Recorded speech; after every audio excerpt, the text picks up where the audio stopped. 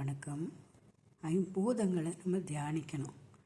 ஐம்பூதங்கள் தியானிக்கிறதுனால நம்மளுக்கு என்ன நன்மைன்னா, வாய் இது ஆகாசத்தின் அம்சம், அதன் குணம் பேச்சு. கை இது காற்றின் அம்சம், கொடுத்தல் வாங்குதல் பிடித்தல். கால் இது நெருப்பின் அம்சம், நிற்றல் அமர்ந்தல் எழுந்திருத்தல் நடத்தல். குதம் இது மண்ணின் அம்சம், மலஜலங்களை வெளியேற்றுதல். கருவாய் இது நீரின் அம்சம், ஆண் பெண் சுக்கிலம் ஸ்ரோனிதம் என்ற இன்ப சுரப்பிகளை வெளியேற்றி போகானந்தம் விளைவிக்கும். அதுதான் வாக்கு, பாணி, பாதம், பாயிரு, உபஸ்வம் சொல்கிறாங்க.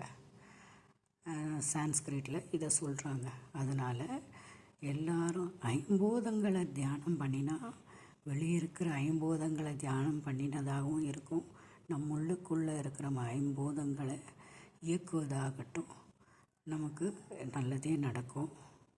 அதனால் ஐம்பூத தியானன்றது ரொம்ப முக்கியம்னு நான் சொல்கிறேன்.